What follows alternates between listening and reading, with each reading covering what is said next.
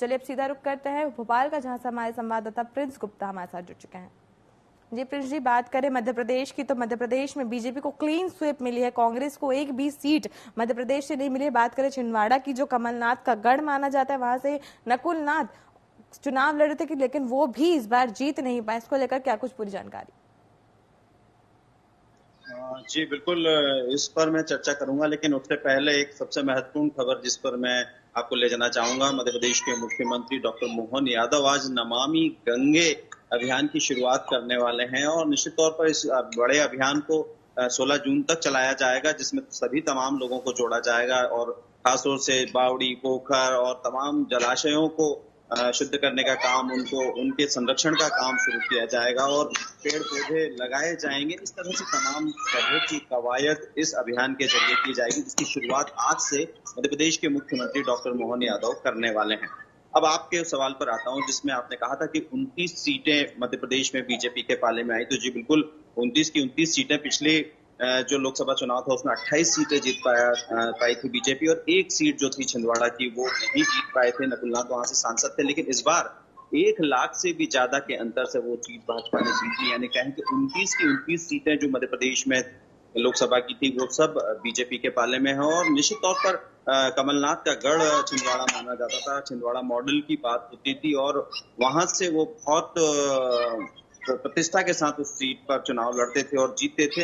एक बार उपचुनाव में जरूर वो हारे थे, लेकिन इस बार का ये हारना एक बड़ी लीड के साथ 1 से 1.25 लाख वोटों के साथ कहीं ना कहीं बीजेपी के लिए शुभ संकेत है कि जनता ने उनके ऊपर विश्वास जताया है और जनता निश्चित तौर पर मध्य प्रदेश की बीजेपी के साथ है।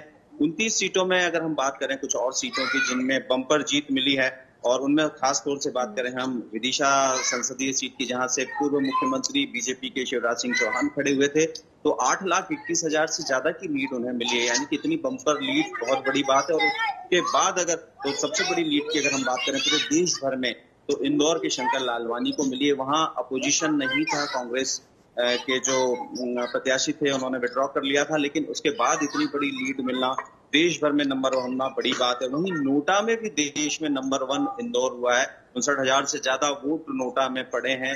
तो कहा जा सकता है कि इंदौर नंबर 1 अब इस चुनाव में लोकसभा सीट को जीतने के साथ नोटा में वोटिंग को लेकर भी है।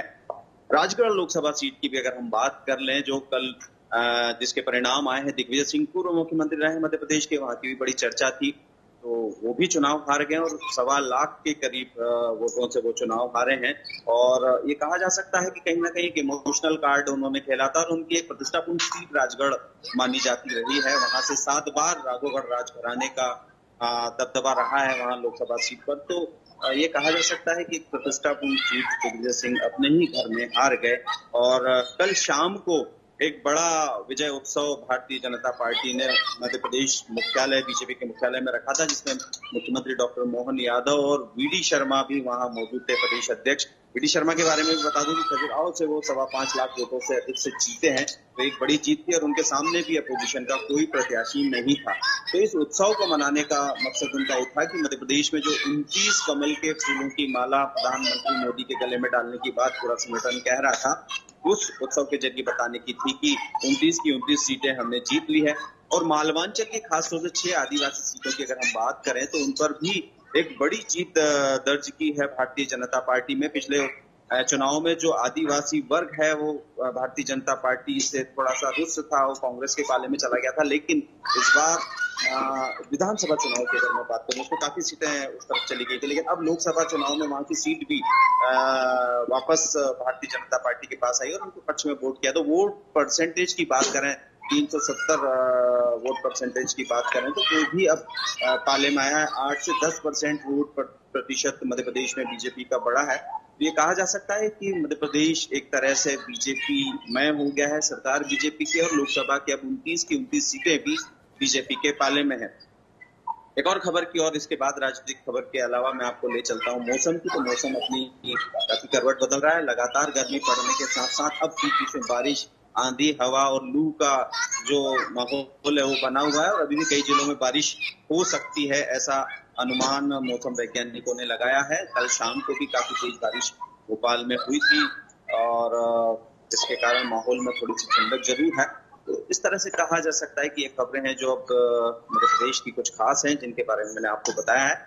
और निश्चित तौर पर अब राजनीतिक सर्जरी की भी एक बात कही जा रही है खबर, और जिसकी और मैं आपको ले चलता हूं। मध्य प्रदेश में बहुत सारी प्रशासनिक फेरबदल की बात कही जा रही थी काफी दिनों से, तो अभी आचार संहिता खत्म होते से ही काफी प्रशासनिक बदलाव देखने को मिलेंगे। वहीं बीजेपी के संगठन में भी काफी बदलाव देखने को मिलेंगे। तो इस तरह से कहा जा सकता है कि अब सरकार, जो मोहन सरकार है मध्य प्रदेश की, वर्चन मोड में दिखेगी और संगठन भी अपने आप को चुस्त दुरुस्त करते हुए तमाम तरह की कवायद करेगा। तमाम जानकारी के लिए आपका बहुत बहुत शुक्रिया प्रिंस जी।